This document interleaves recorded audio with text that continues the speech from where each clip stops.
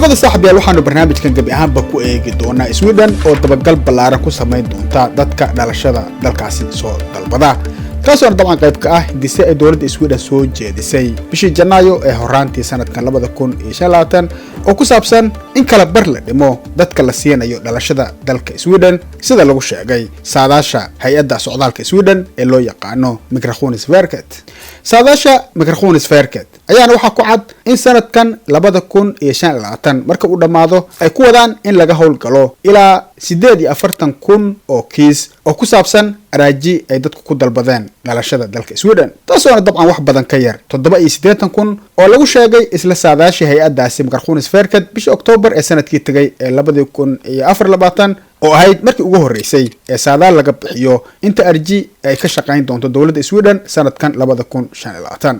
sababtu waxay tahay qayb ka tirsan isbedelka qaabka howleed ee lala xiriirinayo xoojinta dhinaca ammaanka ee araajida u yaala oo qaatay waqti ka badan kii la qorsheeyay ay hay'adda socdaalka Sweden sharaxday iyadoo ka hadlaysa sababta keenaysa hoos u dhacan 50% ah isbedelkan ku yimid hab howleedka hoose ee waxda socdaalka marka ay timaado qaabka ay u gacmayso amaba ay u maarayso araajida loo soo gudbisto ayaa dabcan waxay u baahnaanaysaa waqti dheeri ah oo dib loogu eego si buuxda arrimo badan oo ku xeeran qofka arjiga soo gudbistay taasoo dabcan aad u kordhinaysa waqtigii qofka go'aan laga gaari lahaa dowladda Sweden ayaana bishii Janaayo waxa ay hay'adda socdaalka ku amartay in ay adkayso qaadashada dhalashada Sweden iyadoo dabagal buuxa ku sameynaysa dhinacyada ammaanka marka ay timaado dadka dhalashooyinka soo dalbanaya tilabada muranka dhalisay ayaa waliba waxa ay xigtay baaq ka yimi xisbiga cunsuriga ah ee Sveriges Demokraterna oo isagu soo bajeediyay in gabi ahaanba si kumeel gaar ah loo hakiyo in dhalashada Sweden la bixiyo isagoona soo jeediyay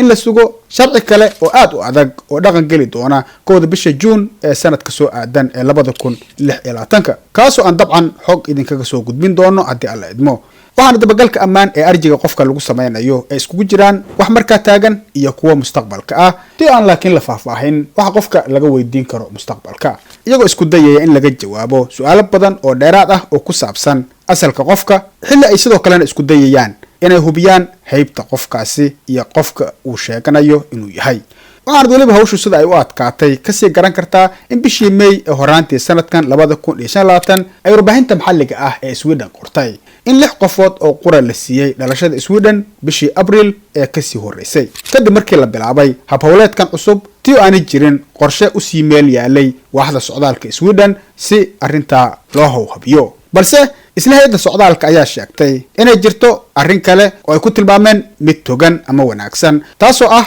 inay sugayaan in loo kordhiyo miisaaniyadda ay sanadkii ku howlgalaan taasoo keeni doonto bay yiraahdeen inaan dhamaystirno 21,000 oo kiis sanadkiiba marka ay timaado sanadaha 2027 iyo 28 dabcan yaan iskaga ka khaldamin halka waxa laga wadaa marka sanadkii laga jawaabo 48,000 oo kiis waxa dhalashada heli kara 21,000 oo qof oo qura taasoo ka dhigan in kala barka badan loo diidi doono dhalashada waaxda socdaalka Sweden ayaa sidoo kale saadaalisay inay kordhi doonaan tirada dadka shisheeyaha ah ee si iskooda uga tagi doona dalka Sweden marka loo jaro barwo ku saabsan in laga tarxilo dalka Sweden taasoo sanadkan 2025 oo ay tahay 8,800 kor ugu kici doonta ilaa 9,500 oo qof waa qorshaheena inaan hubaal ka dhigno in dad badan oo helay amar tarxiil ay dalkooda ku noqdaan ayay tiri agaasimaha guud ee waaxda socdaalka Sweden Maria Menhammer oo warbaahinta la hadashay Maxamed Xaaji hadal sami TV